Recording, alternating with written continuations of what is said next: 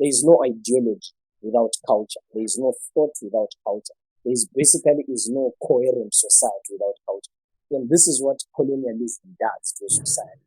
It takes away all of those things. Good evening, everyone, and welcome to the Africa Aisha podcast, the Africa We Want. We are back again with our friend Prosper, and we'll be speaking about a few things on where the discussion ended last time, on the issue of leadership in Africa, lack of ideology in African politics, and what the youth can do to influence ideology within African politics. So I will let Prosper introduce himself. I am Christine. I'm the host with my co-host Chido, who is unfortunately unavailable today on this podcast of the Africa We Want. So Prosper, if you could introduce yourself and then we get started on the discussion. Thank you, Tristan. Hello, everyone. My name is Prosper Zimbi from Zimbabwe. I'm a human resources practitioner by profession, but I more often than not am into politics and social commentator. Okay, it's very nice to have you back. We've had now, this is the second discussion we are having on this topic, and your comment has been very helpful in the issues that we've had in the past, especially when it comes to issues of opposition leadership within Africa. And I think we had scenarios where we compared the situation or spoke a bit about the situation in Kenya versus the situation in Zambia, Zimbabwe, and we just spoke a bit about that.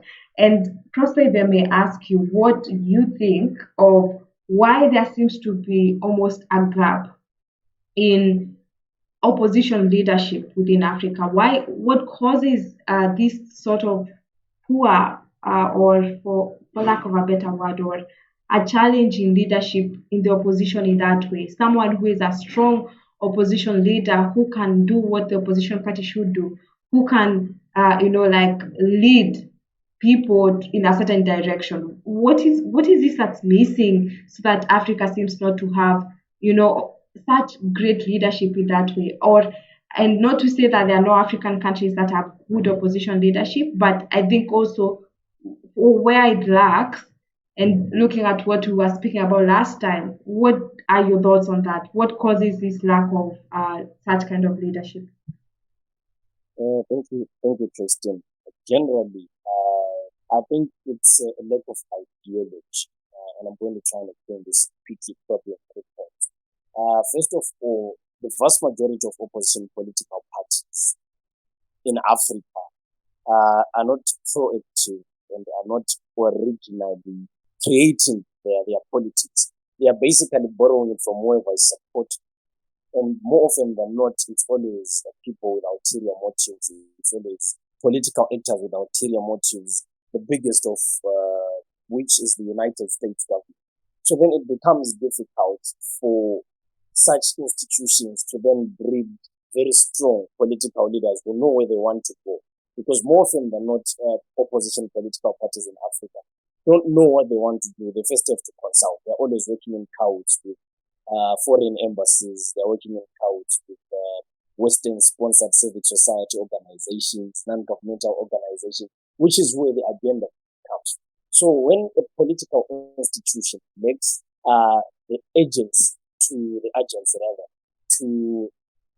set its own agenda, then it becomes very difficult because at the end of the day, they get reduced to just pawns who are basically fighting a war. And this will sound reductionist, but it will go back to the very same old Africa as an infinite supply of cheap labor and raw materials for the corporatocrats and the neoliberalists and the capitalists in the West. So at the end of the day, they just become pawns. Then it goes back to pre-colonial times. Pre-independence times. It goes back to the times of the Julius Nyerere versus the West, your Samora Machel, Ahmed Bendela, Colonel Gaddafi, Robert Mugabe. We are basically still in that phase where current leaders, with all of their flaws, are basically representing those people in one way or another. And the rest of these other opposition guys are just basically pawns. But it just goes back to a war of imperialism. And so I think what's lacking with opposition political parties is the urgency to set their own agenda. So when you cannot set your own agenda and you have to take instructions from someone else, it then becomes difficult for you to actually lead people even where incumbent political parties are going wrong. There are a lot of flaws with ruling parties in Africa. People should know this. But those flaws are not very difficult flaws. These are flaws that can be fixed by Africans. It's African problem. They just need African solution. But you don't get African solutions if you cannot set your own agenda, if you have to get instructions from somewhere else. Because those people ultimately don't have Africa's interests at heart and they're bringing something completely different. So you don't gain strength that. Yeah, Prosper, those are very good observations. And when you say that, it made me wonder, is it because I would imagine that what ideology comes from is from thought. So you need to form a thought pattern where you think through issues, you think through policies. So that, for instance, let's say it's like an agenda of development in this kind of area. So, for instance, let's say as an African country, you have these policies where you say that we as a party, what we stand for is like development of the education, building the education sector, building, like the social lives of people, building hospitals. You have a forecast, and that forecast is what influences the policy. So that whenever a person we know of this party is in power, we would expect there will be more movement in this way, because this is what their policies are like.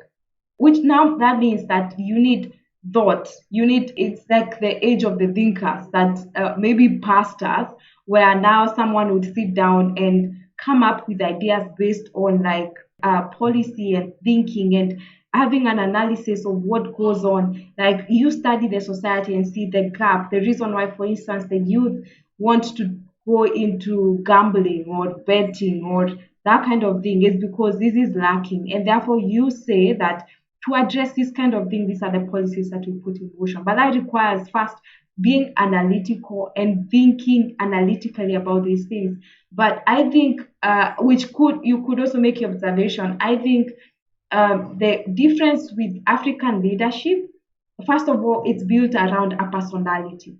So that a leader, you follow someone based, because it's that person. It's a very personality kind of politics. So that you follow this person because it's not it's this person. It's almost like a celeb culture. You follow the person because it's this person. It's not even that they have any ideas. It's just because it's a person. So that now when this person, says do this, doesn't matter how ridiculous it is, you follow it. And there could be a lot of reasons why you have this idol of a person that you want to follow. Could be your tribe, could be because of things that they have been said to be heroic things that they have done in the past. But what that has done is that thought is taken out of it. So your policies are not based on thought, they are based on personalities. So I don't know, Prosper, this whole idea of why isn't African politics, and whether it's the opposition or whichever part, influenced by thought, influenced on concept, influenced by ideologies. Why do you think that is the case? I think interesting. Like a few things, maybe before I get to that particular point. I just want to make a few comments on cultic politics and cultic personalities. I think it's important that we realize that having driven out physically colonialists out of our countries was not enough. Decolonization is a process and it's not instantaneous. It doesn't end by, let's say, for example, in Zimbabwe, taking down the Union Jack and raising the flag of Zimbabwe. That's not where it ends. We need to get to the roots of colonialism itself, which is the mind. For the Europeans to have colonized Africa, what they needed to do was to completely eradicate any form of African thought, any form of ideology, so to speak, and replace it with theirs. In doing so, when you take away the very core of a person's thought, and you're basically rendering them useless, so they have to then depend on whatever you tell them. So this is basically just an issue of like a continental inferiority complex, where basically we were taught that we cannot think on our own. We can't think for ourselves. There are certain people that have to think for us. So at the end of the day, which is why we hold personalities in a high regard, we all have a common goal, which is basically to better our lives, right? And we think that we don't agree with the incumbent governments and the incumbent political parties. But then what we then lack is the urgency to say, well, we can do this if we bring our collective set of ideas together. We think we don't have that urgency, so we need somebody to do it for us. And this is not only reflected in the politics. It's not just about political parties and cultic personalities. Look at how prophets and pastors generally, their proliferation in Africa in the last 2.5 decades or so. Like there are a lot of prophets. Southern Africa, for example, like South Africa, there is numerous prophets, numerous prophets and pastors in Zimbabwe, Zambia, Malawi, whatever. So isn't just about politics. You have people following a person to the point. There was a time, I'm not sure which country, but I don't know whether it's a pastor or a prophet, who asked his congregants to eat grass. They literally became grazers at that particular point. People ate grass. So this is like a thing, it goes just beyond political figure. It goes back to decolonizing the mind. It goes back to what writers like Ngugi wa Thiong'o have been trying to say all along. So I think this is where all of the problems arise. So our problem of cultic personalities rises from our failure to identify that we need to decolonize the mind. Decolonization does not end with hoisting your own flag and taking down the colonizer's flag. It goes to decolonizing the mind, because what we see in politics is also being reflected elsewhere. Even with other young people in this young generation, be it social media and stuff, there's always cultic personality, celeb cultures and stuff like that. People following people for the sake of. So I think this is where the problem is. But like you said, that ideology is basically thought. Okay, I think if people like brought their collective ideas together, if they did it in that way, things would. For example, why I find that the lack of ideology is particularly problematic in opposition politics is this. What Africans want, let me use the example of Zimbabwe, is inherently socialist. They want equitable distribution of resources. They want egalitarian societies, egalitarian economics, which is fine. All of that is inherently socialist. But for some reason, they are made to believe that the direct opposite of that is the means to an egalitarian society. The MDC in Zimbabwe, for example, claims to be a center-left party, claims to be leftist, and then for the vast majority of its existence, has been advocating for capitalist policies. These are people that were initially formed by students' unions, trade unions, the proletariat, people that have a genuine socialist interest. But then you find the MDC in Zimbabwe advocating against public transport, advocating against public hospitals, agitating against the public the food system, which is agriculture and the backward and forward thinking, all of which are the backbone of a socialism. So then you wonder, which goes back to what I was saying, to say why Africans can't think for themselves is because the agency think for ourselves was taken away. We need to decolonize. Because even when we don't agree with incumbent governments, eventually we end up doing the silliest of things, thinking that capitalist doctrines are the means to achieving purely socialist means. I don't think it works that way. So I think for us to then get to where we want and why we are particularly where we are is because we overlook the fact that decolonization is much more than colonization. I like, while I'm concluding this, I want to speak about some Trevor Noah comedy skit where he was speaking about how the British colonized India. So he first explains the difference between conquering and colonization. Particularly, I love how he says colonization is when you basically don't just conquer people and take their land and resources. You actually then settle in their land and then you force them to become you. So this is Africa having been forced to become Europeans. I mean, like the vast majority of Africa either speaks English or French or Portuguese. We are speaking European language. We've become them. We're using their education system. Everything that they left was still used. So we didn't then realize that we need to decolonize. We need to take back you need to take back your ways, you need to take back your culture. There is no thought outside culture, by the way. Thought cannot exist in a vacuum. So when basically your culture has been desecrated, your culture has been destroyed, there is no thought out of it. So we cannot then have opposition politicians and their followers thinking without having tried to restore their culture. There is no ideology without culture. There is no thought without culture. There is basically is no coherent society without culture. And this is what colonialism does to a society. It takes away all of those things. So unless we realize that we need to decolonize the mind, we are still going to have like cultic personalities where opposition political parties then have to fall with a particular leader. If Morgan Tsvangirai falls today, then the MDC is in sharp. And then if whoever takes over, Nelson Chamisa, for example, in Zimbabwe, there's their own problems. And then the party is going to be in trouble because it's never about ideas. It's always about that person. Because you've been denied the agency to think for yourselves. You need somebody else to think for.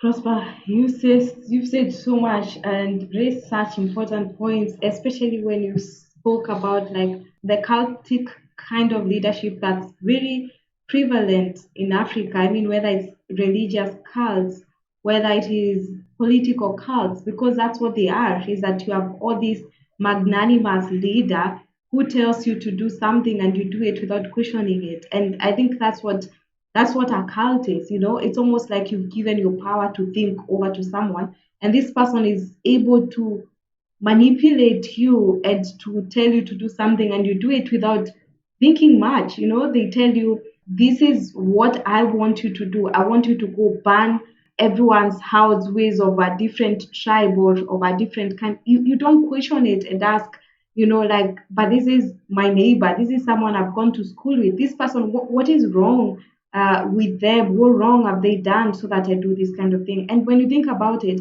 all the cases of genocide in these countries, all kinds of any kind of violence really that has been instigated by someone, it has been driven by this kind of cultish behavior. So I think it's quite interesting. And then also, even as you say, it's also the religious kind of leadership within Africa. In this podcast in the past, you've spoken about whether religion might be the reason why we are unable to move forward as a continent. But I think it's deeper than that. But then also, I think the other thing, personally, I wanted to add to this is also, I think the structure of the education systems that we've adopted, which require to teach critical thinking, that require to teach analytical thinking, that require to, equip children from a young age to be able to look for solutions. So that when you look at a scenario, why is this society not developing? You think about the why and the how to change it. And I think once the education system trains you to look for solutions and to look for answers, then I think that also moves forward a country through innovation, whether it's innovative solutions, whether it's in the digital world or what you can use to serve as a solution. But then I think also, as you spoke, I thought, but the thing with most African countries, we were made to believe that our culture is inferior, that for you to actually be able to trade in the world market, then you need to speak the way we speak. You need to dress the way we dress. You need to literally just desert your culture. You need to repent of it. You need to desert it if you're going to be good enough. But which is not the same as telling someone, look through what your society needs within that culture that you're in and come up with solutions there. Because really, that's what really makes of great traders in the world market. That's what really develops someone. It's not removing your mind and your thought and like almost shunning away where you are, what you've been, because someone told you to.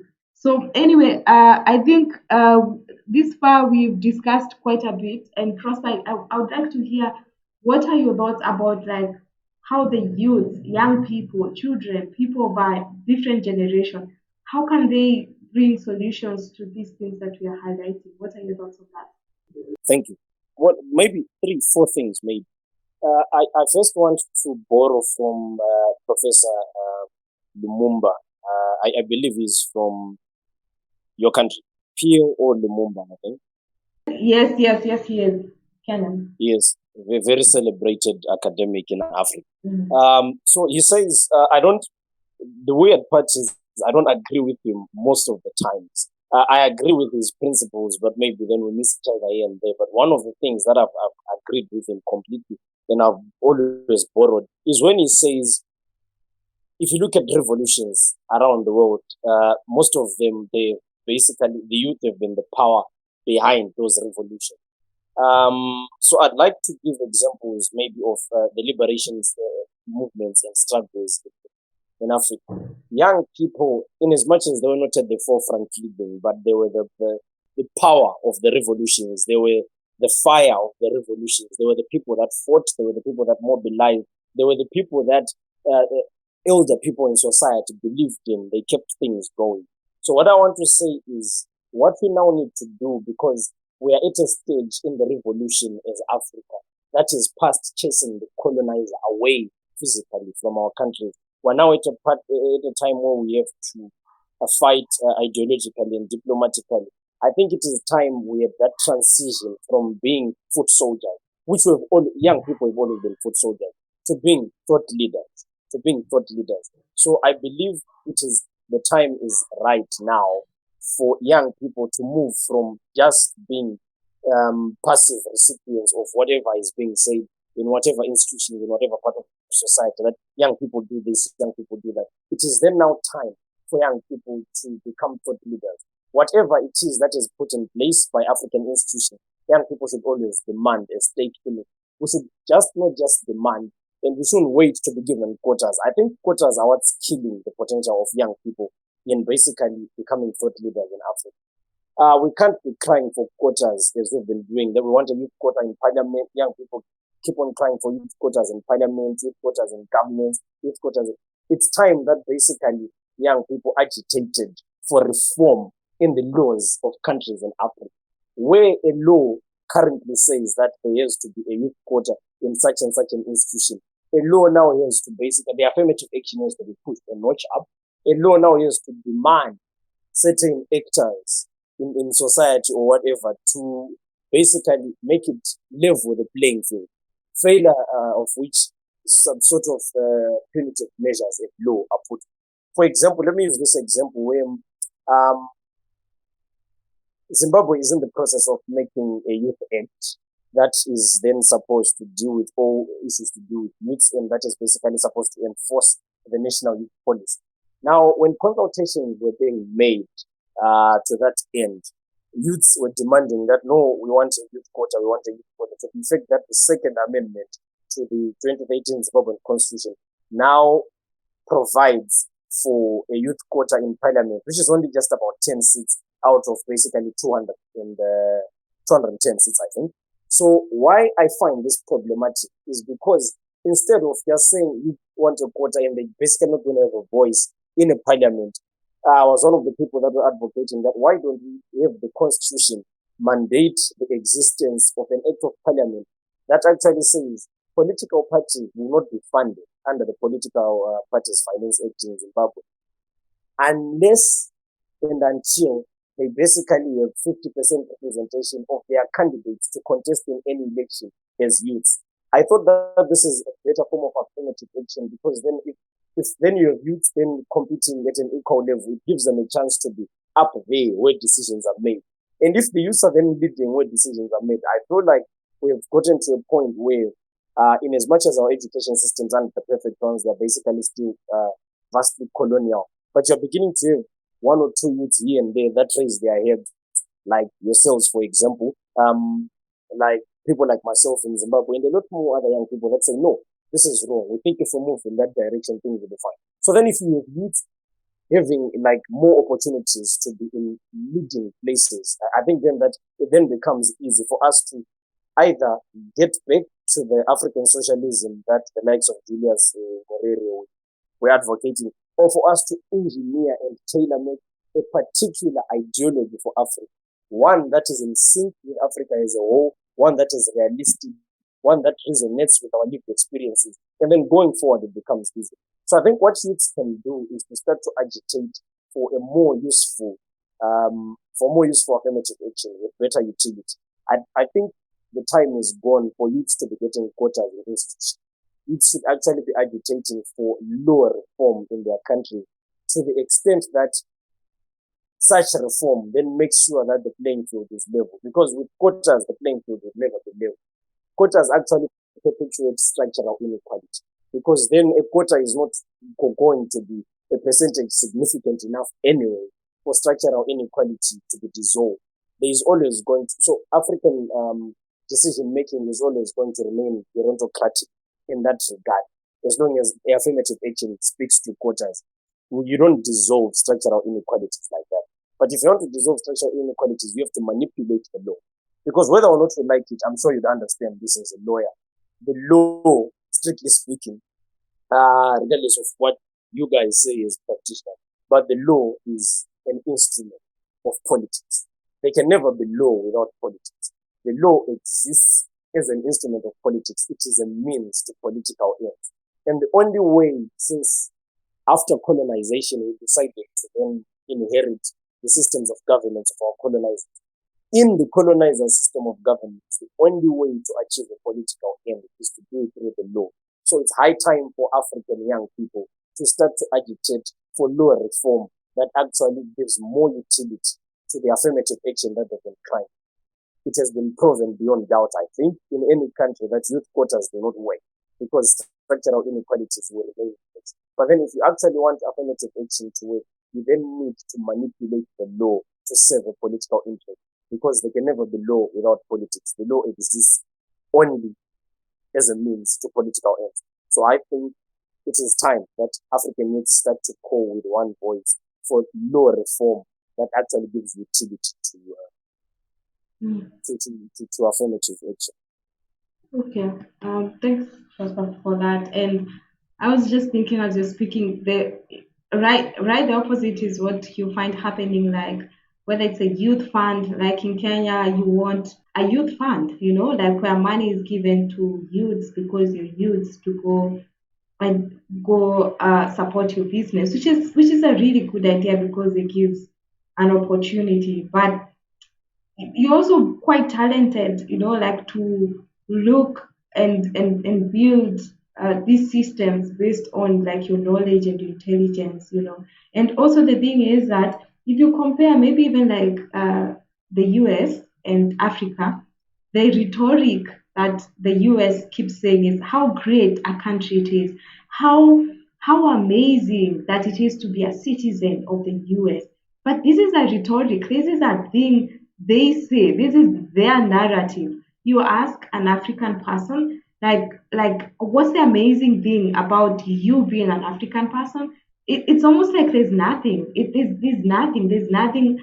Someone stands and says, "This is my country," and what a great privilege it is to be, like in this place where I live in. Yet, it's the whole thing. It's that thing that makes someone go fight a war for their country, not because there's anything to gain out of it, but it's the pride that they feel and in saying and wanting to defend that which they think they stand for.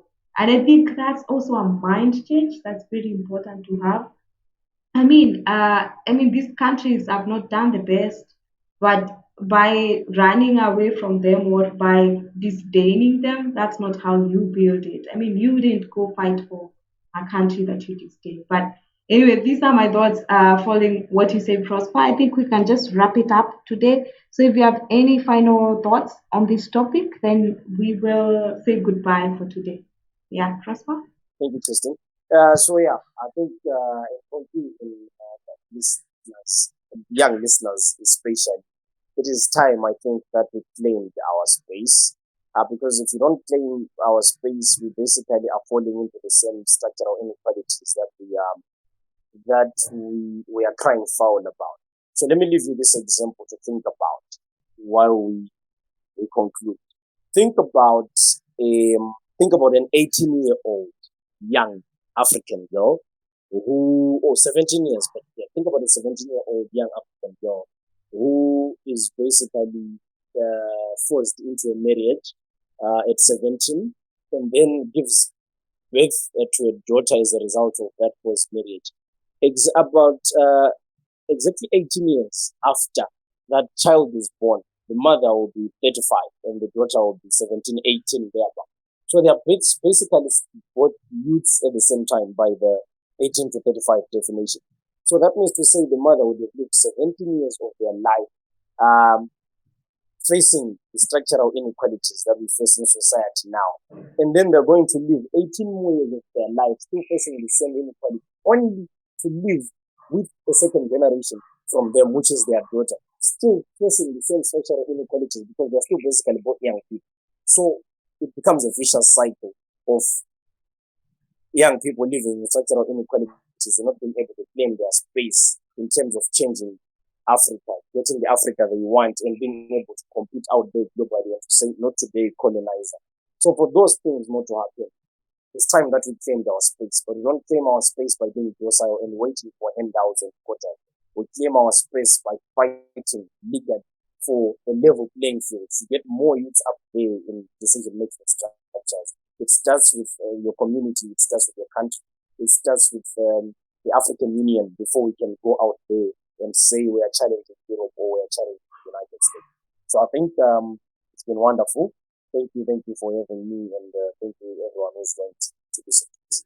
Okay, Prosper, it has been a great pleasure to have you. Very good insights you've given. And for the youth, just to know that you need to want it also. You need to want to be these things to actually even pursue them. But it's been a great, great pleasure to have had this discussion. We hope to hear your thoughts and your views on this topic.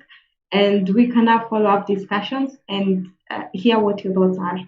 For now, it's goodbye, and we will see you again next time.